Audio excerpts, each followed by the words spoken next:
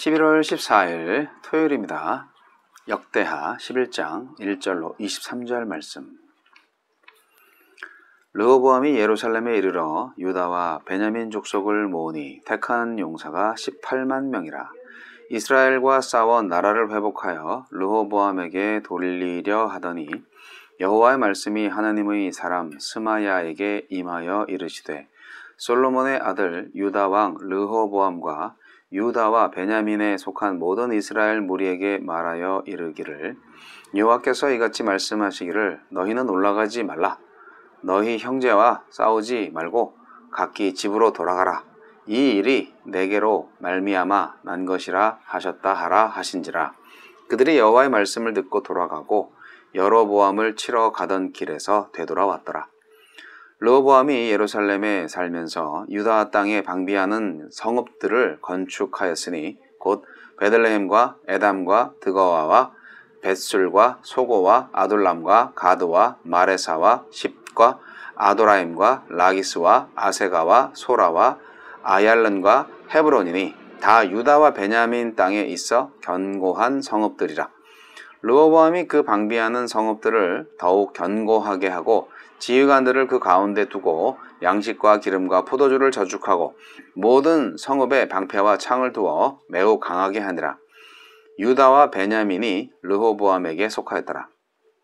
온 이스라엘의 제사장들과 레위 사람들이 그들의 모든 지방에서부터 르호보암에게 돌아오되, 레위 사람들이 자기들의 마을들과 산업을 떠나 유다와 예루살렘에 이르렀으니 이는 여로보암과 그의 아들들이 그들을 해임하여 여호와께 제사장의 직분을 행하지 못하게 하고, 여로보암이 여러 산당과 수렴소 우상과 자기가 만든 송아지 우상을 위하여 친히 제사장들을 세움이라. 이스라엘 모든 지파 중에 마음을 굳게 하여 이스라엘의 하나님 여호와를 찾는 자들이 레위 사람들을 따라 예루살렘에 이르러 그들의 조상들의 하나님 여호와께 제사하고자 한지라. 그러므로 3년 동안 유다 나라를 도와 솔로몬의 아들 르호보암을 강성하게 하였으니 이는 무리가 3년 동안을 다윗과 솔로몬의 길로 행하였음이더라. 르호보암이 다윗의 아들 여리모스의 딸 마할렛을 아내로 삼았으니 마할랏은 이새의 아들 엘리압의 딸 아비하일의 소생이라. 그가 아들들 곧 여호수와 스마랴와 사함을 낳았으며 그 후에 압살롬의 딸 마아가에게 장가들었더니 그가 아비야와 앗대와 시사와 슬로밋을 낳았더라. 르호보암은 아내 18명과 첩 60명을 거느려 아들 28명과 딸 60명을 낳았으나 압살롬의 딸 마아가를 모든 처첩보다 더 사랑하여 르호보암은 마아가의 아들 아비야를 후계자로 세웠으니 이는 그의 형제들 가운데 지도자로 삼아 왕으로 세우고자 함이었더라. 르호보암이 지혜롭게 행하여 그의 모든 아들을 유다와 베냐민의 온 땅 모든 견고한 성읍에 흩어 살게 하고 양식을 후히 주고 아내를 많이 구하여 주었더라. 아멘. 강성해지는 유다. 르호보암이 무력으로 분열을 막으려 하자 하나님이 그를 막으십니다. 그가 돌이켜 하나님의 뜻을 따르자 주께서 그를 복되게 하십니다. 하나님은 어떤 분이십니까? 전체 하나님의 뜻을 따르는 르호보암 왕을 복주십니다. 르호보암이 여로보암을 치려는 계획을 거두고 하나님의 뜻에 순종하니 주께서 그의 왕권을 강하게 하십니다. 또 그가 다윗과 솔로몬의 길로 행할 때 유다를 강성하게 만들어 주십니다. 이렇듯 내 욕망과 계획을 애써 이루는 것이 아니라 주의 뜻을 묵묵히 따르는 것이 성도가 형통하는 길입니다. 우리에게 주시는 교훈은 무엇입니까? 1절. 잘못된 결정 후에 악수를 두기 쉽습니다. 르호보암은 실수를 만회하기 위해 무력을 동원하려 합니다. 어떻게든 분열을 피하고 싶었을 것입니다. 그러나 형제를 향해 칼을 드는 것은 더 큰 잘못입니다. 누구나 실수할 수 있고 잘못할 수 있지만 그것을 인정하고 그 결과를 감당하려는 이가 많지 않습니다. 잘못된 결정을 한 후에 나의 선택은 무엇입니까? 5절로 12절. 르호보암은 동족을 향해 칼을 드는 대신 유다 성읍들을 요새화합니다. 그가 요새화한 성읍들은 북쪽 이스라엘과 마주한 성읍이 아닌 동서 남쪽에 있는 성읍들입니다. 비록 북이스라엘과 늘 분쟁이 있었지만 그들을 진멸할 적으로 여기지 않은 것입니다. 혹시 우리가 원수처럼 대적하는 이들이 사실은 우리가 섬기고 사랑할 대상은 아닌지요? 13절로 17절. 하나님을 경외하는 사람이 어떤 성읍보다 더 견고한 요새입니다.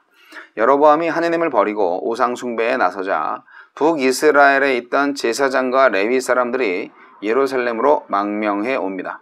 마음을 굳게 하여 하나님을 찾는 자들도 따라 나섭니다. 비록 소유를 버리고 삶의 터전을 떠나야 하지만 그것은 진정한 신앙의 본향을 찾기 위한 값진 희생입니다. 이들은 예루살렘에서 르호보암 왕을 바른 길로 이끌어 유다를 강성한 나라가 되도록 돕습니다. 지금도 하나님의 뜻을 따르기로 마음을 굳게 정한 그리스도인이 있다면 우리 사회가 죄악으로 무너지는 일은 없을 것입니다. 18절로 23절.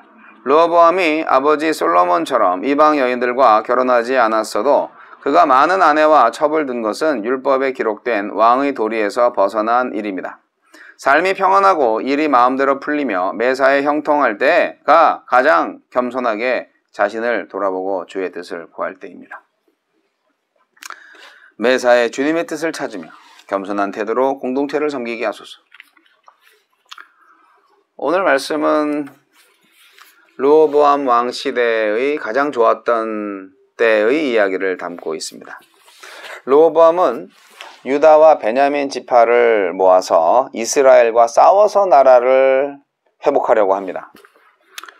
여로보암이 10지파를 데리고 독립을 해 나갔으니까 분열 왕국이 됐잖아요. 그래서 싸워서 이겨서라도 정복해서라도 한 나라로 만들어야지 라고 생각을 한 거죠. 이스라엘은 사울이 왕이 된 이래로 다윗과 솔로몬을 거쳐서 120년간 한 나라를 통일 왕국을 이루었지만 이제 르호보암한테는 유다와 베냐민만이 그의 나라가 되었습니다. 북쪽 10지파 이스라엘은 이제 싸워서 획득해야만 하는 정복의 대상이 되고 말았던 거죠. 이게 얼마나 비극적인 일입니까? 그런데 하느님이 이것을 막으십니다. 예. 근데 여기서 막지 않으셨다면 어떻게 됐을까 모르죠. 어쨌든 하느님을 막으셨어요. 하느님이 막으셨는데 감사하게도 하나님이 그 막으시는 것을 르호보암과 그 백성들이 순종을 합니다. 과거에는 젊은 신하들의 그 권고를 잘 들어서 이제 좀 나쁜 말을 해가지고 마음을 다 잃어버렸잖아요. 그래서 여로보암을 위시한 북쪽의 10지파들이 떨어져 나갔는데 이제 다시 한번 그 실수를, 더 큰 실수를 하려고 하는 거예요.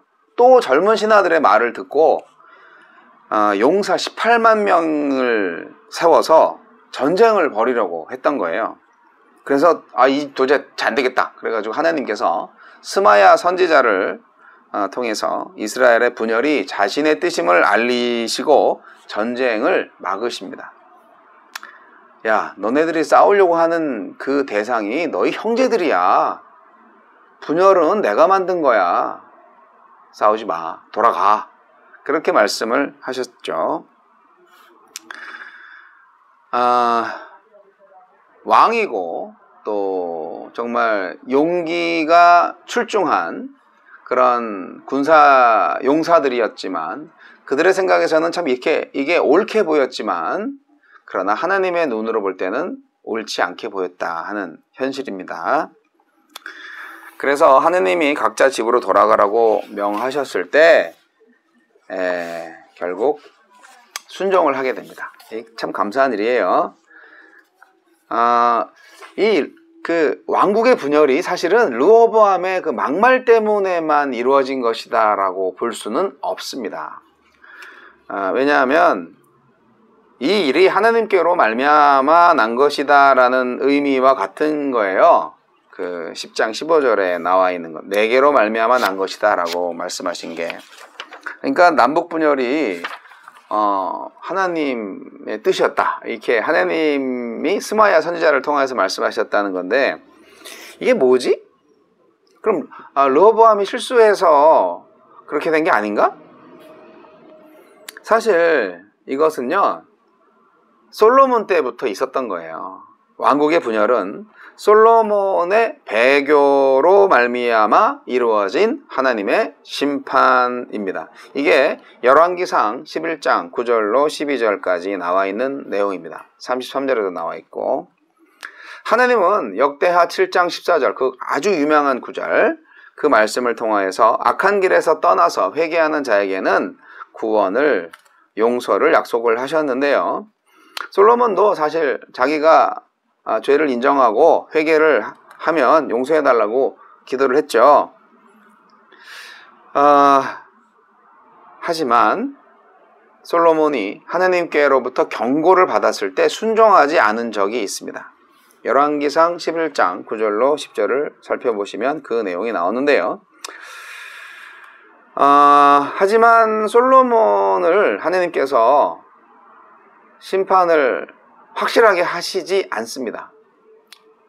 그리고 그 다음 세대로 이어서 하나님께서 심판을 하셨습니다. 왜냐하면 다윗과 예루살렘을 보존해서 후손에게 줌으로써 다윗에게 주신 약속만큼은 확실하게, 신실하게 지키신 거죠. 네. 이 왕국 분열은요, 사실 여로보암한테도 예언한 것에 대한 성취라고도 볼 수 있습니다. 열왕기상 11장 31절과 또 37절로 39절에 나와 있는 내용입니다. 그러니까 이 일은 원래부터 예정되어 있었다, 그렇게 볼 수 있는 거예요. 자, 결국 르호보암과 여로보암은 이제 싸움을 포기합니다. 여로보암은 이제 식겁했다가 이제 안도의 한숨을 쉬었겠죠. 이 사실을 알았다면 말입니다. 여기서 중요한 것은 르호보암과 유다 및 베냐민 사람들이 하나님께서 말씀하시는 것을 들었어요. 그래서 순종을 했어요. 이게 바로 하나님의 말씀을 듣고 순종함으로 악한 길에서 돌아서는 행동입니다. 역대하 7장 14절을 이룬 거죠. 그 조건을 충족한 거죠. 그래서 하나님이 복을 내리십니다. 르호보암한테 복을 내리세요. 참고적으로 말씀을 드리자면 역대기는요, 그 유다 왕에 대해서만 굉장히 강조를 하고 북이스라엘의 왕에 대해서는 별로 중요하게 생각하지 않습니다. 역대기가 유다 왕들, 남유다 왕들에 대해서 상당히 많이 강조를 하는 것을 우리가 좀 참고하시기 바랍니다. 하나님의 명령에 따라서 평화를 선택한 르호보암은 이제 남유다 왕국의 군사적 강건함을 위해서 굉장히 노력을 많이 합니다. 유다와 베냐민 지파의 왕이 되었잖아요. 두 지파의 왕으로서 유다와 베냐민을 잘 지키려고 노력을 합니다. 그래서 남유다의 방어성을 많이 쌓고요. 또 거기에 이제 무기와 그리고 관리들을 파견합니다. 그래서 안정적으로 살 수 있도록 해줍니다. 그리고 신앙적으로도 굉장히 좋아졌어요. 그 이유는 이 유다로 많은 사람들, 특히 제사장들과 레위인들, 하나님의 신앙을 가진 사람들, 그러니까 신앙생활 열심히 해보려고 하는 사람들이 지금 유다와 예루살렘으로 몰려들어 왔다. 이렇게 여기 보시면 16절 17절 보시면 하나님을 찾는 북이스라엘 백성들이 예루살렘에 제사하러 왔다라는 기록이 있는데 왜 그랬을까? 물론 남북이 분단됐지만 북이스라엘에 있는 거민들이 그 경계선을 넘어와서 예루살렘으로 와서 예배를 하려고 했다는 거예요. 아니, 옛날에 르호보암이 무력으로 북이스라엘을 정복하려고 했었는데, 아니 이제는 자진해서 백성들이 남유다를 찾아와요. 이게 뭔가요? 네, 이것을 바로 하나님의 은혜라고 합니다. 레위인들과 제사장들이 또 내려옵니다. 왜 그랬을까요? 여로보암이 그들을 잘랐거든요. 그들을 해임했어요. 레위인들의 기업은 하나님이시기 때문에 토지가 없습니다. 그래서 그들은 성읍을 받습니다. 성읍. 48개의 성읍과 목축지를 받아서 거기서 거주를 했다고 민수기 35장에 나와 있는데, 뭐 그 목축지도 팔고 살 수 있는 건 아니었어요. 예. 여하튼 토지가 없이 성전에서 나오는 것으로 먹고 살아야 했던 레위인들. 근데 그런 터전을 그 목축지 또 집 이런 거 다 버리고 이제 내려왔습니다. 뭘까요? 결단과 희생을 보여줍니다. 이것은 바로 북이스라엘의 엄청난 영적 손실을 의미합니다. 레위인들이 뭐하는 사람입니까? 도피성에서 벌어지는 일들을 돌보고 성읍 백성들한테 하나님의 말씀을 가르치고 종교적인 문제와 여러 가지 재판들을 하는 사람이었어요. 근데 그런 레위인들이 떠났어요. 그럼 어떻게 되죠? 하나님의 말씀을 배울 수가 없고 종교 분쟁과 여러 가지 송사를 제대로 처리할 수 없게 되었을 겁니다. 레위인들이 유다로 돌아온 이유는 아까도 말씀드렸듯이 여로보암이 그들의 제사장직을 파면했기 때문이에요. 르호보암은 이스라엘의 육체적, 경제적 요구를 무시해서 백성을 잃어버렸고, 여로보암은 이스라엘의 영적 요구를 무시하고 영적 지도자들과 믿음의 백성을 잃어버렸습니다. 여로보암이 아주 앞장서서 우상 숭배를 합니다. 산당, 숫, 염소 우상, 자기가 만든 송아지 우상을 따로 만들어요. 그리고 그것들을 위한 제사장을 따로 세웁니다. 이 행동이 얼마나 악한 것인가요? 예. 하나님이 우상을 섬기지 말라고 했고 만들지도 말라는 그 계명을 어긴 거잖아요. 엄청난 죄입니다. 제사장직을 박탈하고 우상을 섬길 제사장을 임명한 거? 이거 완전히 반역이죠. 네. 제사장을 해임하시면 안 돼요. 예. 목사를 해임하시면 안 돼요. 뭐 권고할 수 있고, 뭐 함께 뭐 어떤 제목을 놓고 기도할 수는 있고 그런데요. 여하튼 이 하나님의 제사장과 레위인들이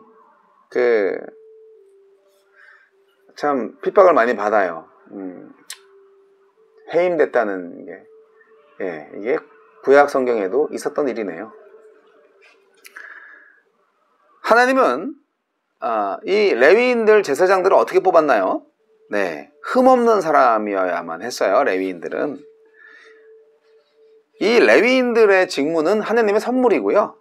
제사장직은 아론의 자손들한테만 주어졌는데 여로보암은 엄한 사람 다 제사장 삼았다는 거잖아요.